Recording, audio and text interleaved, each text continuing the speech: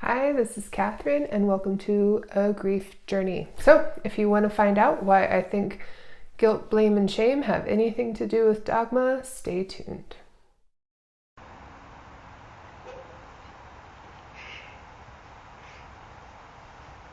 There's a puppy right here.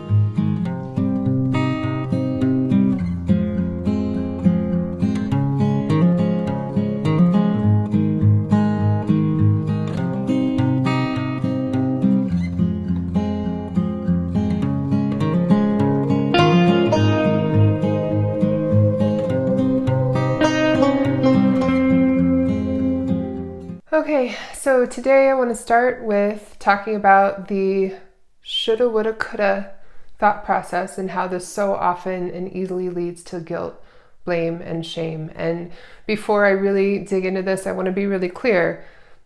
Playing the shoulda, woulda, coulda game and having guilt, blame, and shame in and of itself is not a bad thing. It's pretty normal, and I still struggle with these thoughts every day. But today I want to talk a little bit about why I think they can get us stuck instead of getting to the real work of grieving something, and how I kind of conceptualize it in a way that maybe helps me separate it a little bit further from myself and let it go a little more easily. So as always, I hope that this video is helpful to you if you are going through something similar. So the shoulda, woulda, coulda game. With all the people that I've talked to who have gone through any kind of trauma or loss, except maybe with the exception of someone who just died of old age, they play the coulda, woulda, shoulda game. Or I guess it's what I call it, the coulda, woulda, shoulda game.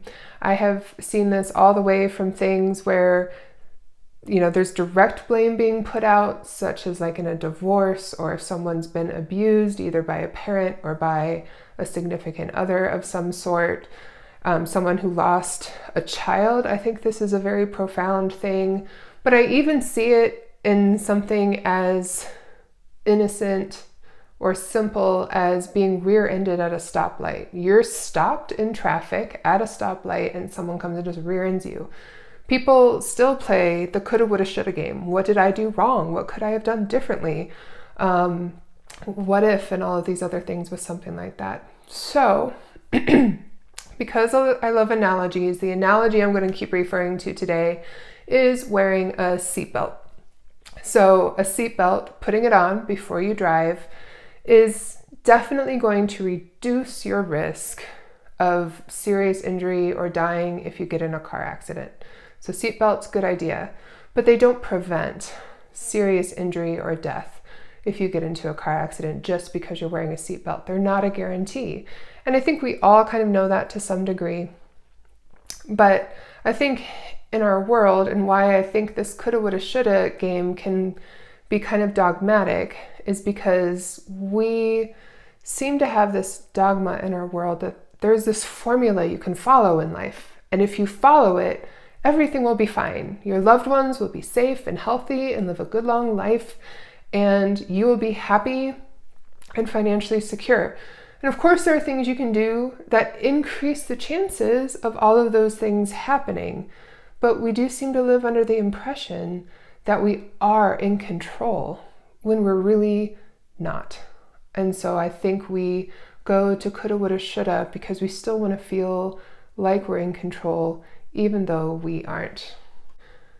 So thinking about I could have, I should have, I would have, easily leads to guilt, blame, and shame.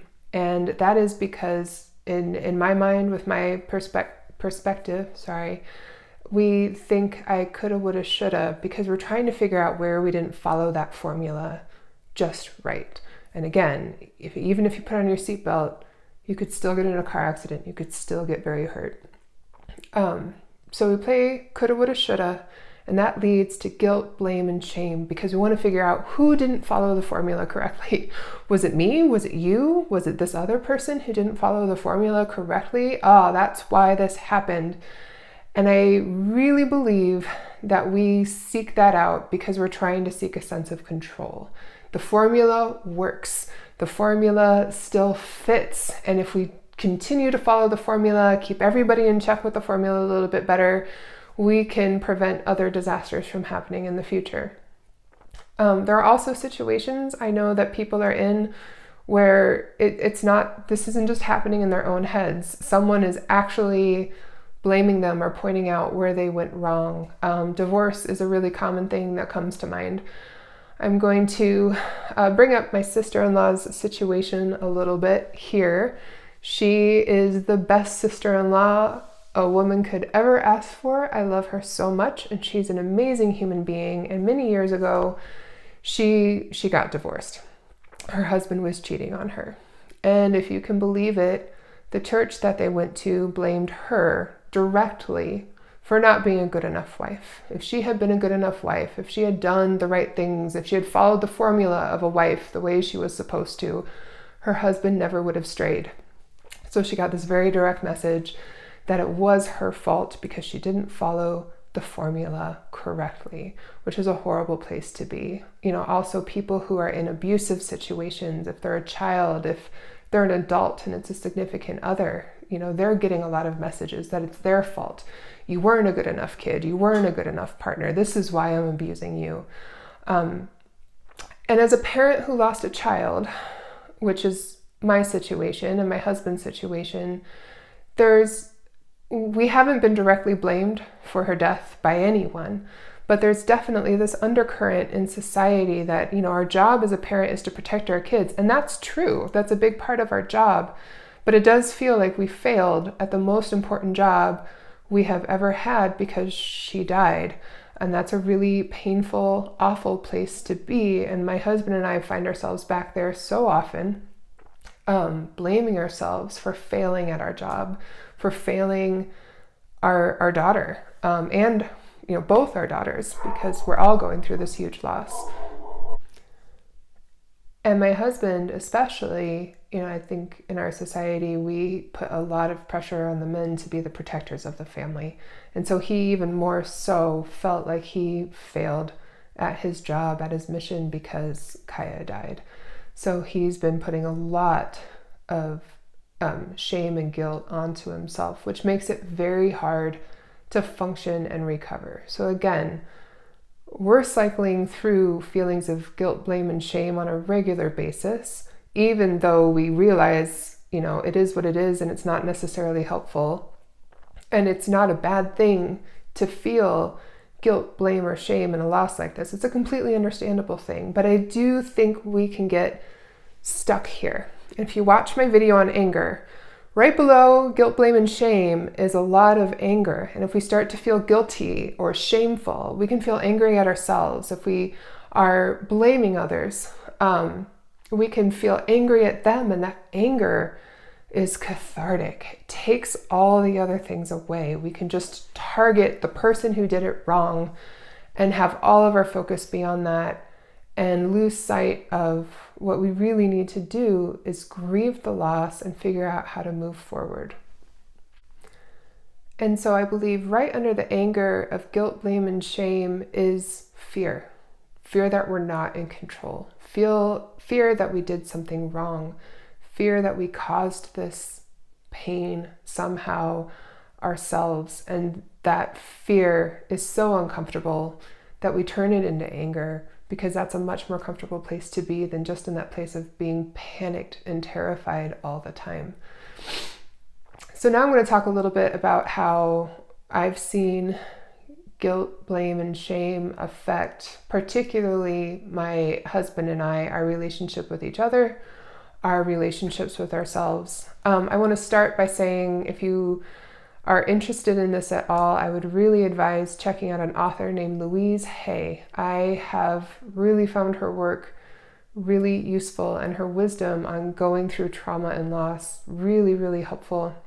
And she has finally convinced me that learning to love yourself is one of the most selfless things you can do. You can't love another until you can love yourself. You can't forgive another until you can forgive yourself. If you're finding it hard to forgive people who have wronged you, there's a good chance that there's something in yourself that you're struggling to forgive as well. If you can't love others or let them in, there's a good chance you're blocking out a part of yourself and keeping yourself from loving you. So her work, amazing. Guilt, blame, and shame really get in the way of love and forgiveness. And like I said, it can get you really stuck in the grief as well, or keeping you from getting to the work of grief altogether because you're just stuck in guilt, blame, and shame. And so, my husband and I have gone rounds when we're kicking ourselves for what happened, when we're kicking each other for what happened, where we're just very distant from each other, and we're distant from ourselves, and we're not really in the moment or connecting with it. We pick ourselves apart for not having been perfect parents, but of course we weren't perfect parents. We're human. If you are someone who was abused as a child and you're kicking yourself for not having been the perfect child, of course you weren't a perfect child. You're human. If you were in a marriage and it ended in divorce and you're kicking yourself for not having been the perfect spouse, yet again, of course you weren't the perfect spouse. You're human. So we can pick apart what happened to Kaya and blame ourselves for not being perfect parents, not noticing and reacting to everything that came up, or not appropriately reacting to something. But the truth of the matter is, we are good parents. We love our kids. We have done a good job raising them, and no, we weren't perfect. And yes, there were times we messed up, as has every single parent since the beginning of time. That wasn't the reason she died. The reason she died is random, or there could seem to be some clear-cut reasons, but at the end of the day, who lives and who dies in this chaotic world really is somewhat random. It's not always necessarily because of what someone did or something that they did wrong.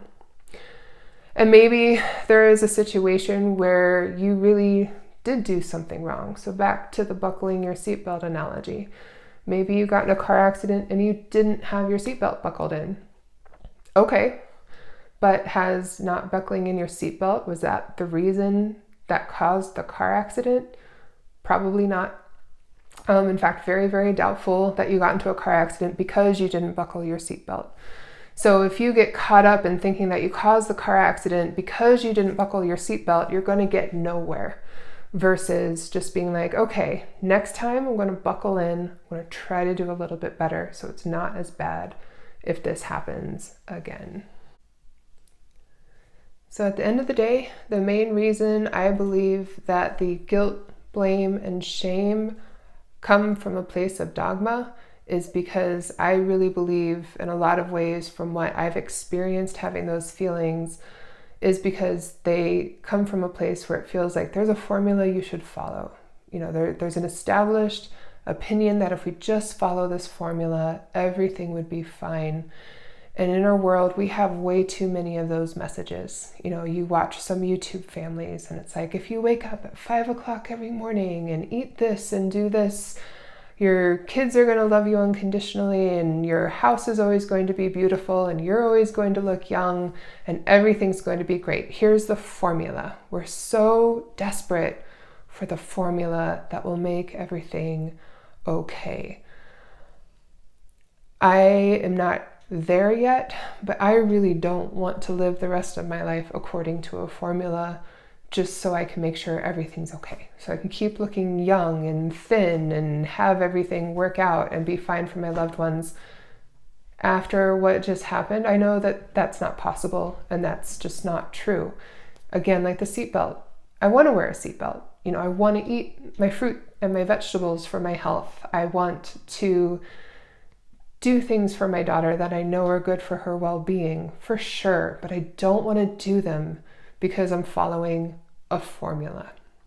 That feeling like you have to follow a formula, I feel, is a very painful, awful way for me to continue living my life. So, how do I want to live my life?